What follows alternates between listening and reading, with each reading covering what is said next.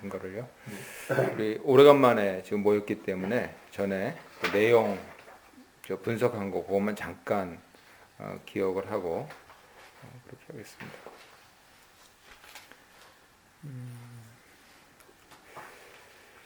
크게 나누어서 히브리서 주제를 기준으로 나누면은 1장 1절부터 3절까지 선지자들보다 뛰어나신 그리스도, 그리고 1장 4절부터 2장 18절까지 천사들보다 뛰어나신 그리스도, 그리고 3장 1절부터 4장 13절까지 모세보다 뛰어나신 그리스도, 4장 14절부터 10장 18절까지 제일 범위가 넓죠. 왜냐하면 대제사장 직분론 그리고 희생제사론 이런 부분들이 나오기 때문에요. 그래서 그 제목을 아론보다 뛰어나신 그리스도 이렇게 짓고요.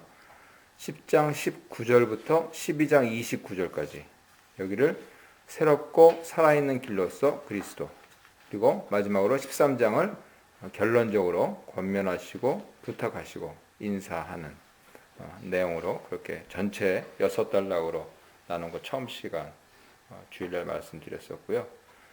이렇게 주제를 기준으로 분석을 하면은 문법에 있어서 문제가 생깁니다.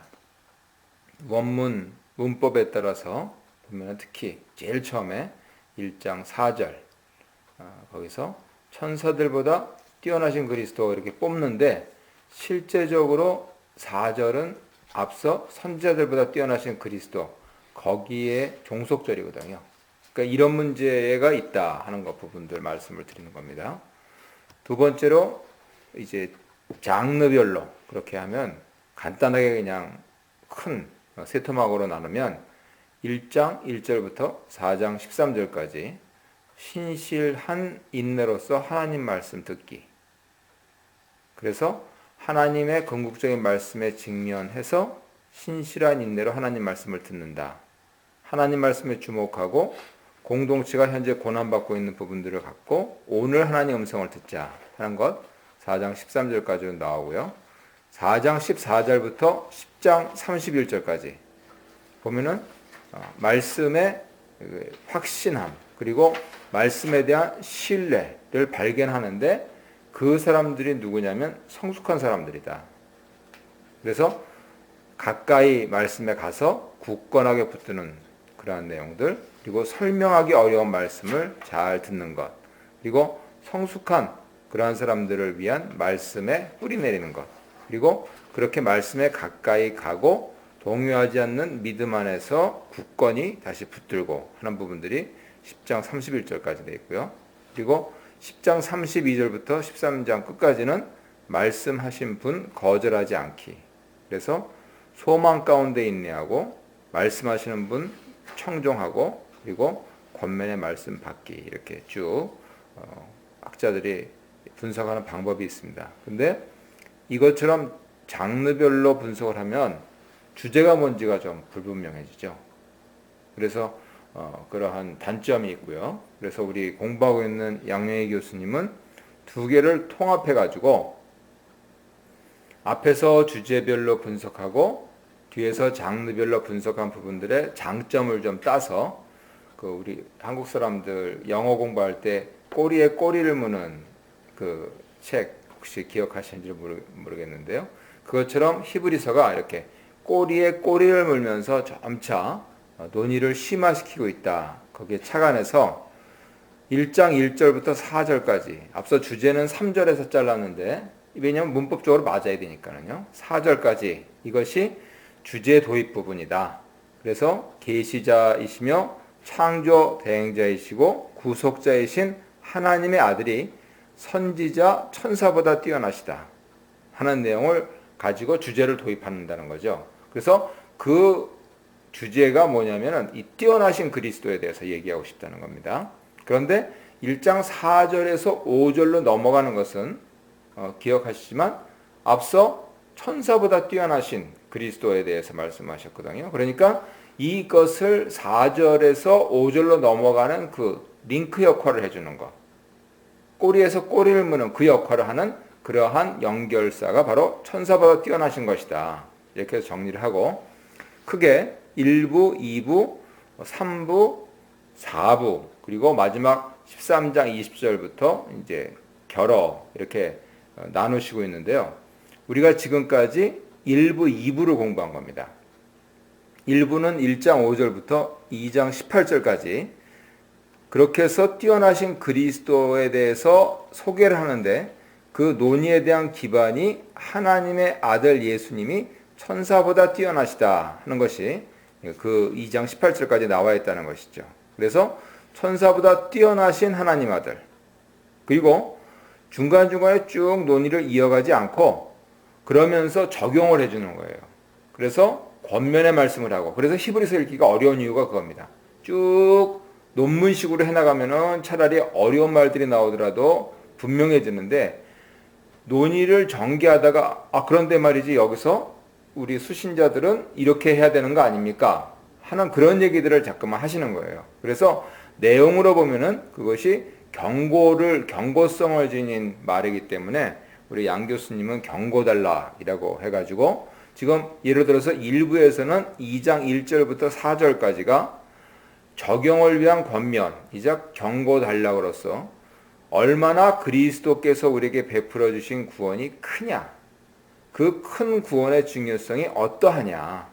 그런데 아직까지도 사도 바울의 용어를 빌자면은 천사를 숭배하고, 그리고 그리스도께서 우리에게 베풀어 주신 구원에 대해서 그렇게 깨달음이 없냐, 감사가 없냐 하는 부분들을 말씀을 하시는 거죠. 그리고 다시 1장에서 14절까지 말씀하셨던 부분들을 2장 5절부터 연결하면서 천사와는 구별되신 완전한 인간 예수님에 대해서 그렇게 말씀을 해주시고 있어요. 천상의 존재로서는 예수님도 천상의 존재이시고 천사도 천상의 존재인데, 예수님이 천사보다 더 나은 것은 바로 완전한 인간이시라는 것. 천사는 그걸 못한다는 겁니다. 그렇게 하면서 이제 2장 끄트머리에 가면서 그렇게 해서 완전한 인간으로서 예수님은 자비롭고 신실한 대제사장이다 하는 그 연결사를 거기에 또 베풀어 놓죠. 그리고 나서 큰 2부로 봐서 3장 1절부터 7장 24절까지 공부를 했는데요. 이거는 크게 봐서 하나님의 아들 예수님의 대제사장직에 대해서 말씀을 하고 있는 겁니다. 그래서 앞서서 천사보다 뛰어나신 그리스도에 대해서 말을 했다면, 이제는 완전한 인간으로서 대제사장이신 예수님께서 구약 대제사장보다 뛰어나시다 하는 부분들을 말씀을 하고 있다는 것이죠. 제사장이라면은 신실하고 자비로워야 된다 하는 부분들은 이 수신자들도 다 동의하는 내용인데, 3장 1절부터 4장 16절까지는 출애굽 지도자들보다 뛰어나시다 하는 그러한 내용. 왜냐하면 제사 그리고 제사장 더구나 대제사장 이거는 출애굽 이후의 일이거든요. 그러니까 어떤 그 시조들에 대해서 지금 예수님과 비교를 하고 있는 겁니다.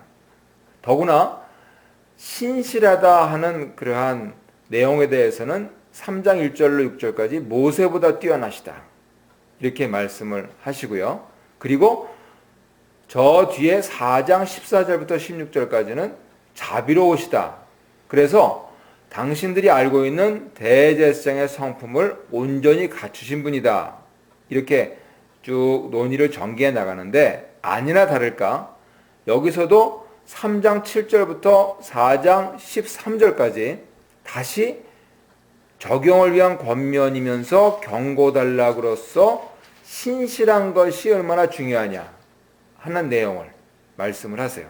그러니까 함축적으로 얘기하자면 앞에서 일부에서 그 큰 구원이 얼마나 중요하냐, 그런데 그 큰 구원을 이루신 그리스도께서는 신실하신 제사장 아니냐, 그러면 당연히 그 제사장을 따르는 수신자들도 신실해야 될 것 아니냐. 그 대제사장의 성품의 신실함, 그것도 중요하고 그러한 신실한 대제사장을 따르는 우리의 신실함도 중요하지 않느냐. 그래서 3장 7절로 4장 13절까지 나옵니다. 더구나 이 부분들은 앞서 모세, 신실한 사환이었던 모세와 비교해서 말씀을 하다가 지금 그 중간에 또 적용 경고단락이 나오기 때문에 누구하고 비교하냐면 여호수아하고 비교를 합니다. 모세와 여호수아의 관계를 알면은 리더와 추종자, 이끄미와 따르미와의 관계, 그런 부분들에 대해서 잘 알 수 있다 그거죠. 그래서 아주 절묘하고 굉장히 구조적으로 딱 들어맞는 그러한 내용들을 차근차근 해 나가시는 겁니다.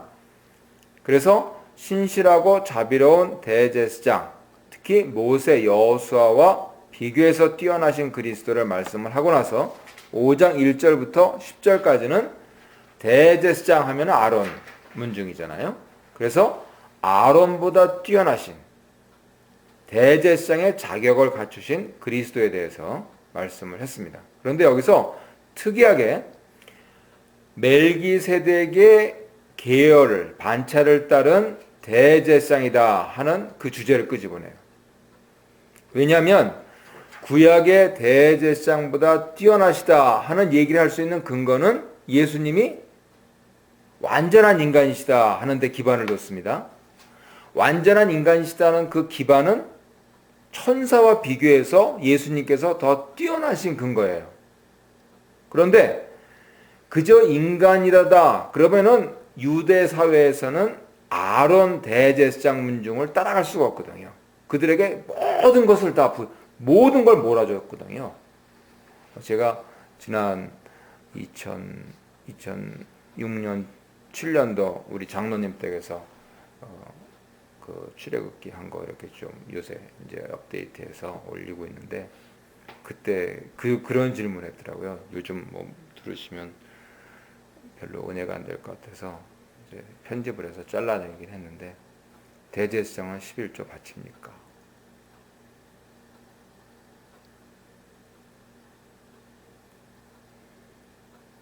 안 바쳐요.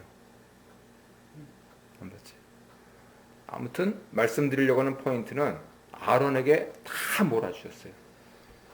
그 정도로 중요한 직분인데 그런데 그것을 완전한 인간으로서의 예수님이 아니고 하나님의 거룩하신 그리고 시작도 없고 끝도 없는 그 멜기세덱의 계열을 따른 대제사장으로서 아론보다 뛰어나시다 하는 그 부분들을 끄집어내는 겁니다.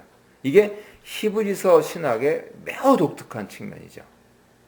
앞서 멜기세덱에 대해서는 우리가 지난 마지막 시간에 공부했지만 창세기에 좀 나오고 시편에 좀 나오고 그리고 히브리서에 나오는 거예요. 그래서 물론 유대인들은 상식적인 수준에서 전승을 따라서 알고 있는 내용이 있는데 이것을 예수님의 대제사장 직으로서 구약 대제사장보다 뛰어나신 그러한 근거로 삼은 것. 이것이 히브리서 저자의 아주 탁월한 공헌입니다. 그리고 전체적으로 다시 적용을 위한 권면 세 번째 그렇게 경고단락을 하면서 동시에 격려를 하는데 왜냐하면 멜기세덱에 대해서 얘기를 하려다 보니까 이 수신자들이 지식적으로 영적으로 미숙하다 하는 그거를 저자가 생각을 해낸 거예요. 그래서 5장 11절부터 6장 20절까지는 너희들이 이거를 아무리 좋은 말이라도 해줘도 못 알아들을 수도 있고 못 깨달아 들을 수도 있으니까 잘 들으세요 하면서 5장 11절부터 6장 12절까지 경고를 하고 그런데 우리는 이렇게 멜기세덱의 계열을 따른 대제사장을 믿는 그러한 믿음에 이미 서 있다. 왜냐하면 하나님께서 그에 대해서 확실히 약속하셨고 약속하신 대로 그리스도를 보내셨고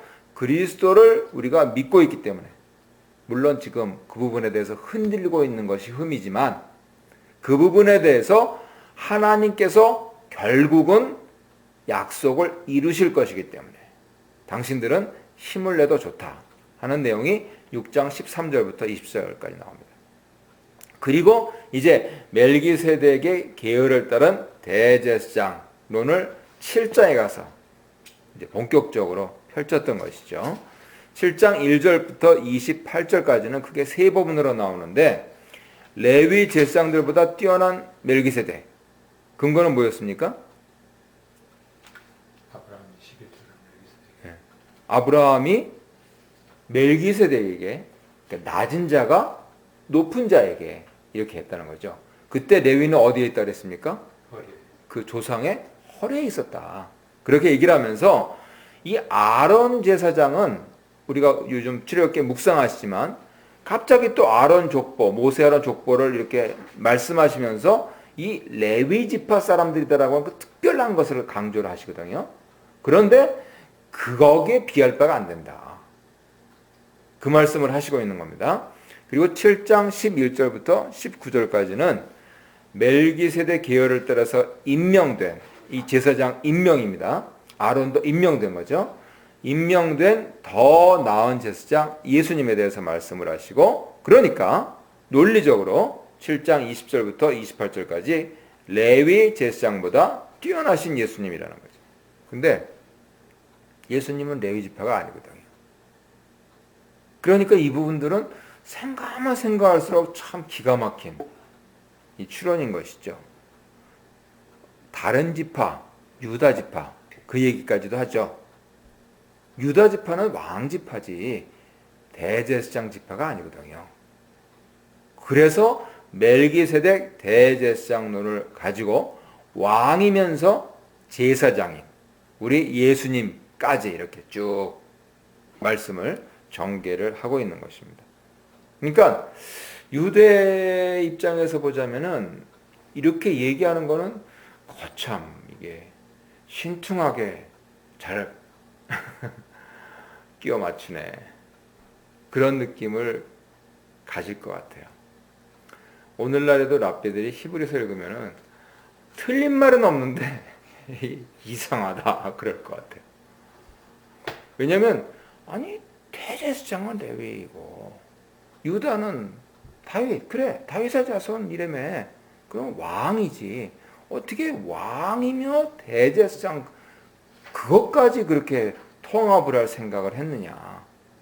근데 우리 기독교는 거기에 한 걸음 더 나가서 왕이고 제사장이고 선지자까지 이렇게 그리스도의 삼종직을 말씀을 하시거든요. 그래서 어떻게 보면은 화합을 할 수가 없어요. 그분들 아마 유대인으로 예수님 믿는 분들은 정말 어떻게 표현해야 될까요? 사실 논리적으로는 이걸 뛰어넘어야 돼요. 본인들의 그 조상 대대로 가져온 그런 전통을 뛰어넘을 수밖에 없어요. 그래서 7장까지 이렇게 멜기세덱 계열을 따른 대제사장 그거를 가지고 레위 제사장보다 뛰어나신 예수님에 대해서 말씀을 하시면서 뭘 강조하냐면 이 단회성 그리고 영원하신 것. 그래서 오늘 공부할 8장 1절부터 10장 39절까지 이게 이제 3부인데 다는 못할 것 같아요. 절반 정도만 한 9장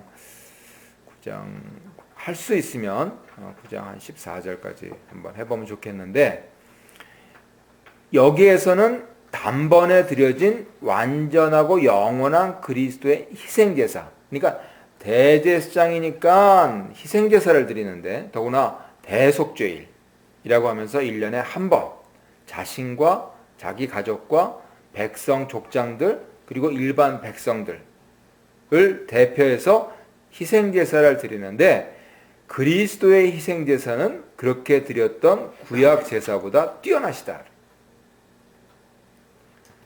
앞서서 선지자 천사보다 뛰어나시다 그랬습니다. 그리고 구약 대제사장보다 뛰어나시다 그랬습니다. 그런데 이제 구약 제사보다 뛰어나시다. 그 말씀을 이 3부에서 하시고 있다는 거죠. 그것을 위해서 8장 1절부터 13절까지는 하늘 지성소, 이 땅의 지성소가 아니고 하늘 지성소와 새 언약에 대해서 말씀하셔서 옛 언약보다 뛰어나시다. 구약 제사보다 뛰어나신 근거가 옛 언약에 근거한 구약 제사와는 달리 새 언약에 근거하고 있기 때문이다. 이 새 언약이 옛 언약을 대체했다. 이렇게 말씀을 하신 겁니다. 그리고 9장 1절부터 10장 18절까지는 그렇게 해서 새 언약의 근거에서 드려진 그리스도의 희생제사는 단회적이면서 완전한 것이어서 옛 언약하에서 드려진 옛 제사보다 뛰어나다. 이렇게 논리를 전개를 해나가시고 있습니다. 자세히 절절히 보면서 오늘 단회적이고 완전하고 영원한 그리스도의 희생제사 그 부분에 대해서 말씀드리도록 하겠습니다.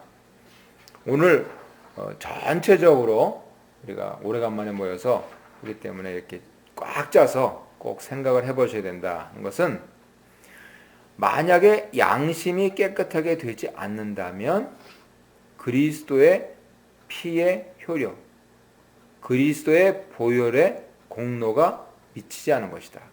이렇게 말할 수 있다는 거예요. 현대 여러 교인들 경우들이 되겠죠.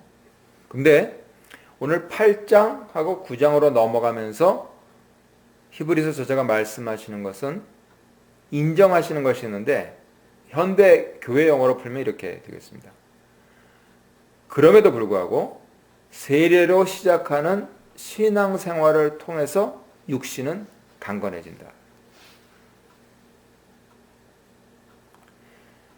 예를 들면 출애굽 후에 홍해를 도하해서 40년 광야 생활을 하면서 이스라엘 1세대가요 병 걸리지 않았어요. 수명을 다해서 돌아가셨지 병 걸리지 않았어요. 심지어는 의복도 떨어지지 않고 신발도 해지지 않았다 그랬어요. 먹는 거 이런 거 빼고요. 그래서 너희들이 내 율례와 법도를 준행하면 애굽에서 내린 것과 같은 재앙을 내리지 않겠다. 현대의학적으로 하면 병 걸리지 않고 광야 40년 삥삥 도는데 다 따라온다 그겁니다. 그러니까 우리가 주일날 예배를 드리고 세례를 받고 또 여러 훈련을 하는 이러한 부분들이 우리의 육신의 강건함 이러한 부분들과 관계가 있다. 이렇게 말씀을 드릴 수가 있어요. 지금 오늘 이 제3부에서도 히브리서 저자는 옛 언약은 이 육신의 영역 그 부분에 있어서 효력이 있다.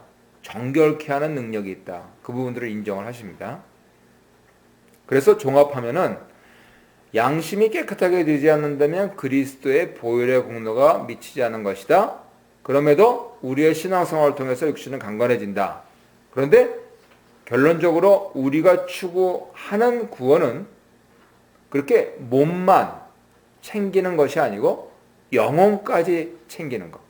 즉 영혼과 몸의 구원이 이루어져야 온전한 구원이다. 이렇게 말씀을 드릴 수가 있습니다. 히브리서 저자가 예수님께서 드리신 희생제사가 구약 제사보다 낫다고 하는 거는 게 뭐냐면 바로 이처럼 양심이라고 표현되어 있는데요.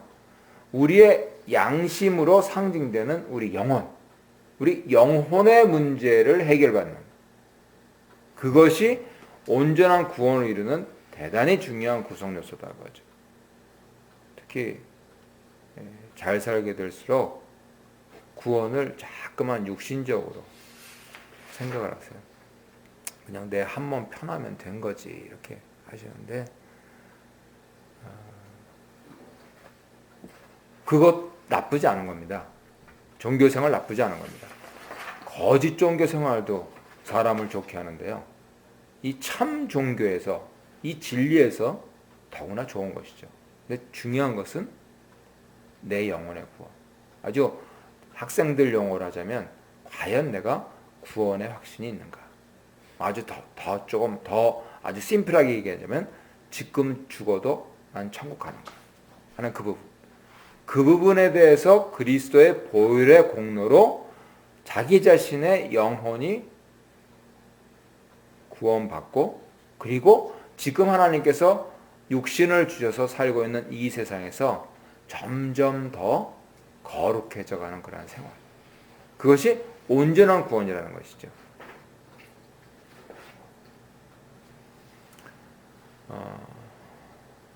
이제 대제사장 측에서 대제사장의 중요한 사역, 희생제사로 전환하는 것은 자연스럽습니다. 특별히 이 사역 주제에 대한 논의는 예레미야 31장 31절로 34절, 지금 나눠드린 유임을 쭉 그냥 읽어 내려가겠습니다. 그 부분을 기반으로 하고 있는데요. 예레미야 31장 31절로 34절은 8장 8절부터 12절에서 전문이 인용되고 있습니다. 그리고 저 뒤에 3부 끄트머리 가서 10장 16절 17절에서 일부가 인용되면서 이제는 좀 익숙해지셨을 거예요. 수미 쌍관 혹은 감싸기 구조로 이루어져 있다. 그래서 이 새 언약으로 희생제사에 대해서 말씀하시려고 하는 의도를 분명히 드러내고 있죠. 그리고 그 사이사이마다 이 구약 본문이 무슨 뜻이냐, 어떤 의미가 있느냐 하는 것을 설명하는데 계속 집중을 하시고 있습니다. 8장 1절부터 13절까지는 대제사장 예수님께서 사역하시는 하늘 지성소, 그리고 그 사역이 수행되는 기반으로서의 새 언약, 그것을 말씀하시고요. 9장 1절부터 10장 18절까지는 구약 제사장들의 희생제사 사역을 대체하는 예수님의 단회적이고 완전한 희생제사 사역. 그러면 예수님이 단회적이고 완전한 희생제사를 드렸다면 구약 제사장들은 어떤 희생제사를 드렸습니까? 대조하면, 단회적인 거에 대해서 대조하면 매년 반복되는 거. 그 다음에 완전한 것에 대조하면 불완전한. 그러니까 매년 반복해야 되죠. 그리고 10장 19절부터 39절까지는 지금까지 말씀한 이 교리가 수신자들에게 가져다 주는 영적 교훈이 무엇인가 하는 부분들을 밝히는, 그래서 이거는 다음 주에 그렇게 다루도록 하겠습니다. 먼저 8장 1절부터 13절 부분들은 희생제사 논의를 위한 토대를 마련을 하고 있는데요. 이것을 다시 크게 대별하면 1절부터 6절까지 예수님께서 대제사장으로서 희생제사를 시행하시는 장소가 하늘지성소다 하는 걸 밝히고요. 7절부터 13절까지 그 희생제사가 진행되는 기반이 옛 언약을 대체하는 새 언약이다. 그러니까 하늘지성소에서 그리스도의 희생제사가 드려지는데 새 언약의 근거에서 드려진다 하는 것, 이것이 8장 전체의 요지가 되겠습니다. 제가 새 번역으로 1절부터 6절까지 읽어드릴게요. 지금 말한 것들의 요점은 이러합니다. 곧 우리에게는 이와 같은 대제사장이 한 분 계시다는 것입니다. 그는 하늘에서 지엄하신 분의 보좌 오른쪽에 앉으셨습니다. 그는 성소와 참 장막에서 섬기시는 분입니다. 이 장막은 주님께서 세우신 것이요 사람이 세운 것이 아닙니다. 모든 대제사장은 예물과 제사를 드리는 일을 맡게 하려고 세우신 사람입니다. 그러므로 이 대제사장도 무엇인가 드릴 것을 가지고 있어야 합니다. 그런데 그가 땅에 계신다고 하면 제사장이 되지는 못할 것입니다. 땅에서는 율법을 따라 이미 예물을 드리는 사람들이 있기 때문입니다. 그러나 그들은 하늘에 있는 것들의 모형과 그림자에 지나지 않는 땅에 있는 성전에서 섬깁니다. 모세가 장막을 세우려고 할 때 너는 명심하여 내가 산에서 네게 보여준 그 모형을 따라 모든 것을 만들어라 하고 말씀하신 하나님의 지시를 받은 것입니다. 그러나 이제 그리스도께서는 더욱 훌륭한 직무를 맡으셨습니다.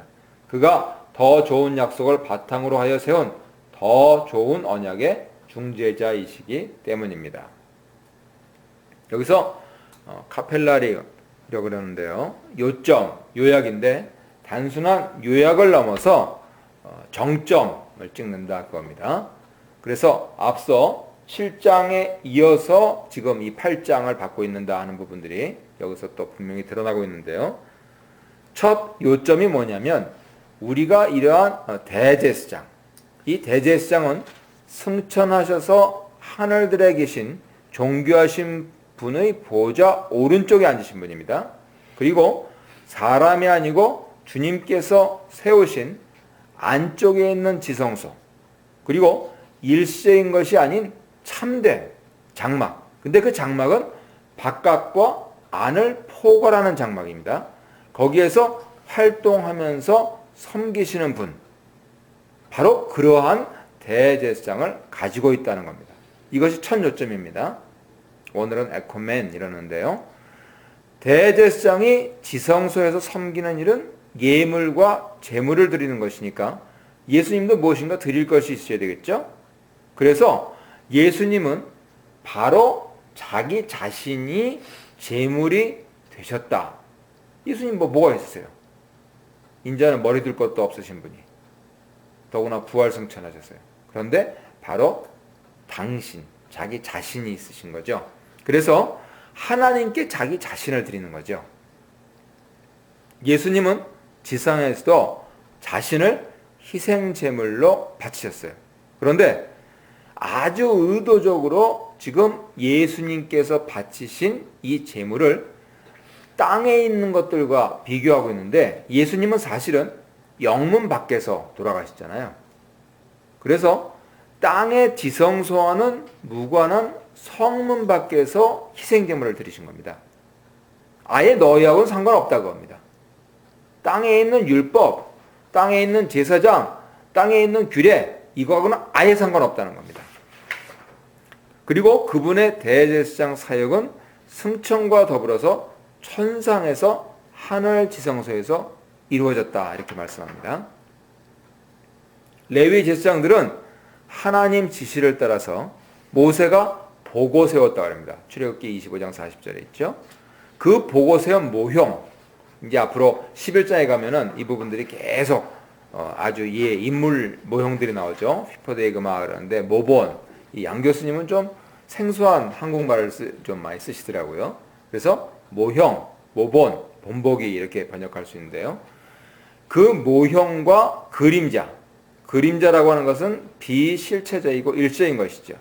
그래서 레위 제사장들은 그림자 같은 모형에서 섬겼다, 이렇게 말씀을 하십니다.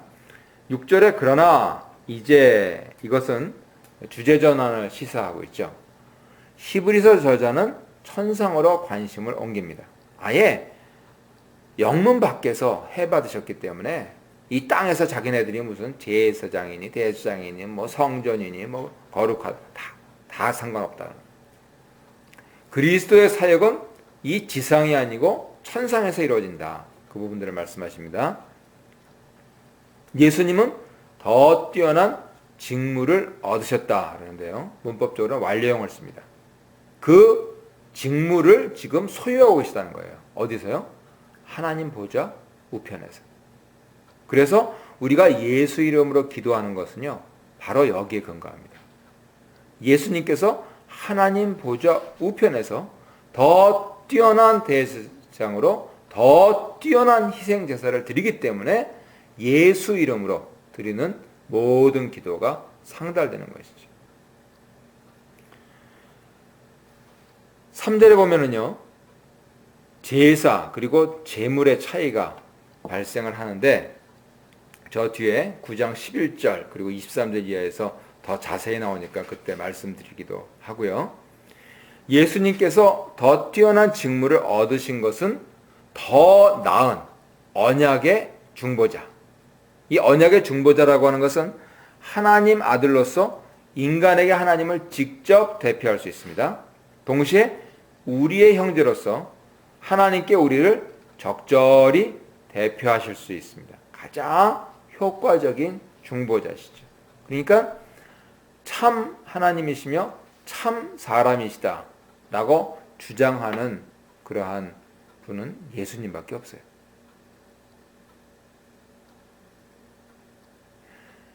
기독교의 가장 독특한 측면입니다.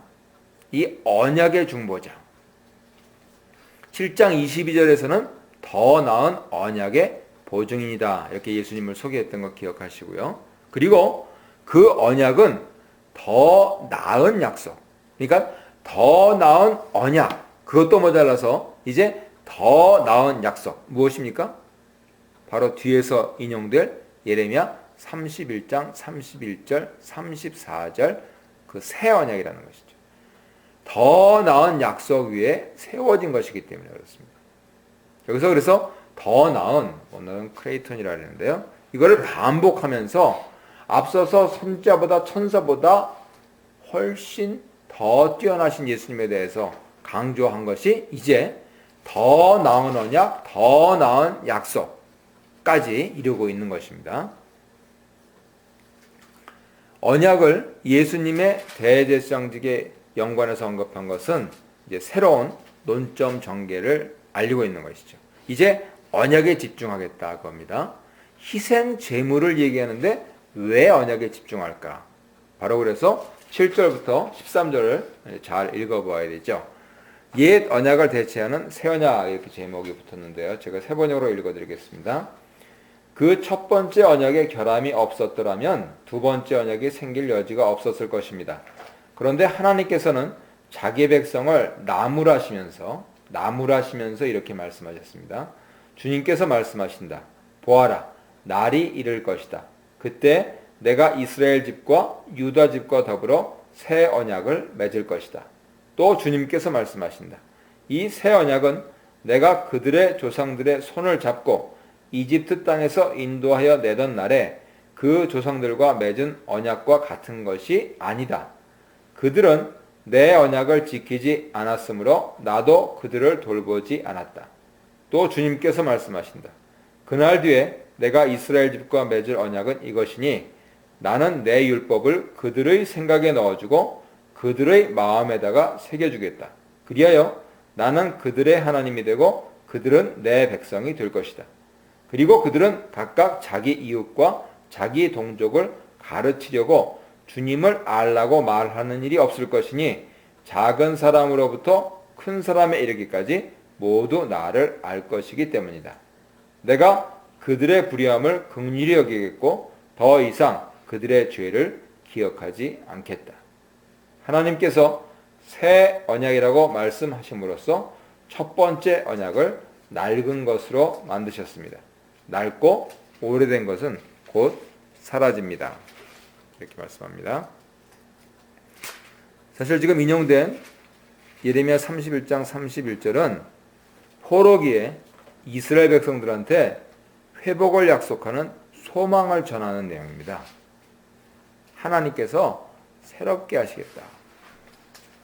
그런데 이 구약 본문을 아주 특별하게 인용하면서 새 언약이라고 하는 주제를 다루고 있죠. 긍정적인 소망 내용을 옛 언약 한계 그리고 폐지만을 강조하는데 사용함으로써 부정적인 뉘앙스를 갖게 하는데, 물론 저 뒤에 가면은요 10장 16절 17절 그쪽으로 가면은 새 언약이라고 하는 것은 이 내면적이다. 그리고 죄의 문제를 효과적으로 해결한다 하여서 본문을 크게 해치지는 않습니다. 그런데 예레미야 31장을 인용하면서 히브리서 저자는 하나님께서 이미 율법과 같은 시대에 있었던 예레미야 선지자를 통하여서 율법이 쓰러지는 것, 없어지는 것. 물론 지금도 율법이 있습니다. 지금 이분들이 얘기하고 있고 현대 유대인들도 율법을 지키고 있고요. 그런데 신약의 독특한 그러한 시각으로서 곧 사라진다 하는 그 표현을 가지고 새 언약의 중요성을 강조하기 위해서 이 예레미야 31장 이것을 인용을 하고 있죠. 신약성경에서 제일 긴 인용문으로 이렇게 알려져 있는데요. 예레미야를 통하여서 히브리서 저자가 만약에 하나님께서 새 언약을 약속하셨다면, 더구나 예레미야 선지자라, 그렇다면 하나님께서 옛 언약에 만족하지 않으셨다 하는 것이 입증된 것이다. 이렇게 논증을 하고 있는 것이죠. 이해가 되시죠? 예. 대통령이 지금 5년 하고 있는데 이제 2년, 3년 넘어가는데, 그런데 아, 이게 지금 여지껏 공약이 이게 잘못된 거다. 그래서 뭔가 새로 개헌을 해야 되겠다. 만약 이런 부분들을 가정을 하자면은 그거는 지금 현재 있는 부분들 우리가 알고 있던 것 이게 안 좋다는 뜻 아니냐. 그런 논증이라는 것이죠. 중요한 점은 우리는 설교를 통해서 자꾸만 백성들이 흠이 있는지 이렇게 생각을 하는데 히브리서 본문으로는 그게 불분명해요. 옛 언약에 흠이 있다는 것인지 옛 백성이 흠이 있다는 것인지. 우리는 늘 그렇잖아요. 유대인들은 예수님을 배척했으니까 선입견으로 갖고 있는데 성경을 잘 보면은 만약에 7절을 보면 저 임시적인 첫째 것이라고 하면서 옛 언약이 흠이 있는 뉘앙스를 풍깁니다. 그런데 8절 상반, 9절 하반을 보면은 역시 또 우리가 선입견을 알고 있듯이 옛 백성, 이 흠이 있는 그런 걸로 보여요. 그러니까 학자들은 이런 데 결론을 안 내립니다. 7절을 보면은 옛 언약 같기도 하고 8절, 9절을 보면은 옛 백성 같기도 하니까 지금 뭐가 흠이 있다는 건지. 중요한 것은 8절 하반절부터 12절의 긴 인용을 통해서 이스라엘이 실패했고 옛 언약이 분명히 한계가 있다. 이거는 얘기할 수 있다는 거예요. 역사적으로 옛 백성은 실패했습니다. 그래서 포로로 잡혀가기까지 했잖아요. 그런데 옛 언약, 옛 백성이 실패했기 때문에 그런 게 아니고 옛 언약에도 뭔가 한계가 있다.